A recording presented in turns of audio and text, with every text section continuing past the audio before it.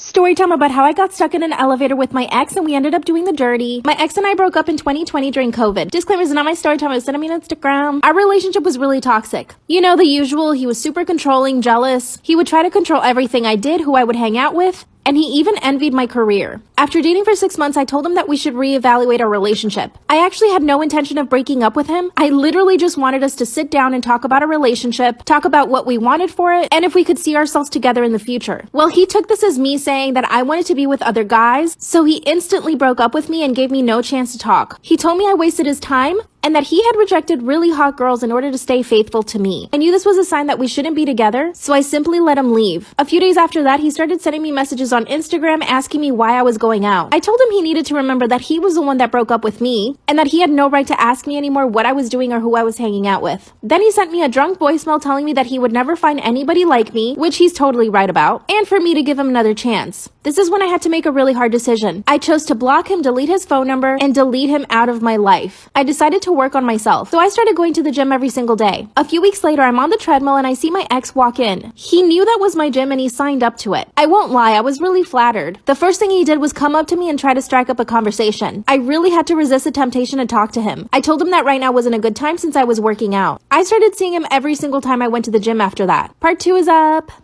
Part 2 of how I got stuck in an elevator with my ex and we ended up doing the dirty. Started seeing him at my gym every single day, and at the same exact times that I went. Like I said in part 1, our relationship had always been really toxic, so I wouldn't have put it past him to start stalking me. Even though I had done a lot of work to get over him, part of me still really liked him. Every time I would see him, I would get butterflies, and I was actually flattered by the fact that he was following me around, which I know sounds terrible. But every time he would try to talk to me at the gym, I would just politely tell him it wasn't a good time, which he surprisingly respected. So the gym I go to is actually pretty fancy. There's all these different classes, so I decided to sign up to a few. Well, the instructor of this class was really good looking. After every single class, the trainer would always try to talk to me. Every time he would pass by me at the gym, he would say hello and just talk to me. And of course, I would literally sit there and have 5-minute conversations with him, whether or not my ex was around. After about a week of me talking to the trainer, I get a message from my ex on Instagram. He starts asking me if I'm interested in the trainer, and of course I said no. I told him that he needed to leave me alone and stop watching me at the gym. That's when he confessed his feelings and told me that he was still in love with me, and that he would do anything to get back with me. Luckily, I stayed strong and told him that I needed him to respect my space. The following day when I saw him at the gym, he tried to give me a hug. It was super awkward and I actually told him not to. The trainer came up to me and asked me if everything was okay in front of my ex. My ex, of course, started telling him that he needed to mind his own business. I could tell that the trainer was jealous and I could tell that my ex was jealous. It was super awkward, but I felt really flattered. And it made me really happy that my ex was starting to see the value in me, although it is sad that it took this to make him realize it. Luckily, things didn't escalate, but my ex pretended to leave the gym. When I left the gym later on, my ex was parked next to my car waiting for me. He tried to talk to me, but I just told him I didn't have time. That's when he went in for a kiss. I turned my face away, but he grabbed me and kissed me anyway. He told me that he wouldn't stop trying to win me back and that I was the love of his life. Part 3 is up.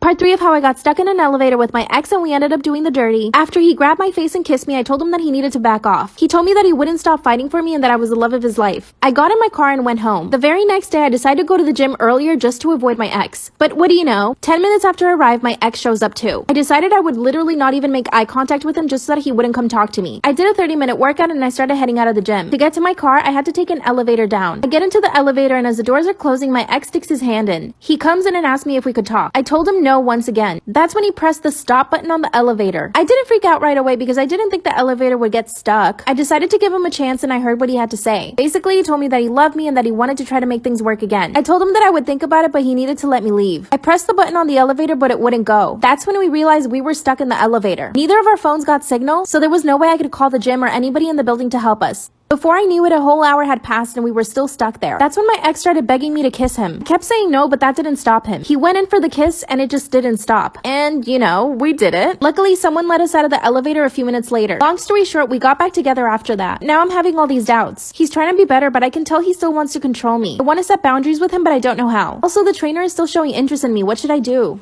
Story time about how my neighbor is stealing my packages, stalking me, but denies everything. Disclaimer, this is not my story time. It was sent me on Instagram. I moved into a really nice apartment 3 weeks ago. It's a 1-bedroom apartment and the building has a bunch of amenities. There's even a doorman in the lobby. I felt super safe when I moved in, but 2 days after I moved in, weird things started happening. I'm lucky enough to make content for a living, which means I get sent a lot of packages to my apartment. On the second day that I moved in, my friends were over and helping me unpack everything. Suddenly, we noticed that my front door was open and 2 of my packages were missing. I locked the door and could have sworn that I had had left the packages right there. I looked for them everywhere and couldn't find them. Later that night, after my friends went home, someone rang on my doorbell, but when I opened the door, no one was there. It happened a second and third time. Finally, I went online and ordered the Ring doorbell. I finally installed it, and you wouldn't imagine the things I caught on camera. At 2 in the morning the following day, I see a strange man ring my doorbell and run away. This guy was in his early 30s, wearing a black hoodie, black pants, and he had a tattoo on his pinky finger. Couldn't really see his face though. When I saw the footage the next morning, I was really scared. I took it downstairs and I showed the guy at the lobby. He told me that it was probably someone who got into the apartment and not to worry about it. I mean, they always tell you not to worry about these things, but this is the kind of stuff that you do need to worry about. A few days later, I was expecting a package. I decided to go run some errands while I waited for the package to arrive. Finally got the text message saying that it was delivered to my front door. But when I show up to my front door, the package is not there. I go straight to my Ring camera and I see that the same guy had taken the package. I was furious. I went downstairs and showed the video to the guy in the lobby, and he told me to contact management. Called them, but they didn't answer, so I left an email. Sent them the 2 videos I had, but they took a week to reply back. Meanwhile, this guy continues to come to my apartment, ring the doorbell and leave, and steals most of my deliveries. Luckily, during Christmas, I flew home to be with my parents. I knew I wouldn't be receiving any deliveries, but I still kept watch of my Ring doorbell. At 1 a.m., I got a notification from my Ring doorbell that someone was there. It was the same guy, in the same exact outfit. He pressed his ear up against my door, trying to hear what I was doing. Woke up my parents, showed them the footage, and they were horrified. My dad called the building management, and he finally got through to them. He asked to get footage from the cameras in my hallways, but they told him that the cameras didn't work. That's when my dad insisted that they find the guy who was doing this. Management said that they didn't recognize the man in the video. Part 2 is up. Part 2 of how my neighbor is stalking me and stealing all my packages but denies it. Disclaimer, this is not my story time. I sent me on Instagram. After I caught this guy on my Ring doorbell several times, I sent it to my building management, but they said they didn't recognize him. They told me that he probably didn't live in the building. My parents insisted that they change all the locks on the doors. They said it would be a huge inconvenience for them because it meant a lot of money, that they would have to issue new keys to every tenant in the apartment. That's when my dad told him that he would involve his lawyer, aka my uncle. The building management basically ghosted me and my parents, and eventually I had to go back to my apartment after the holidays.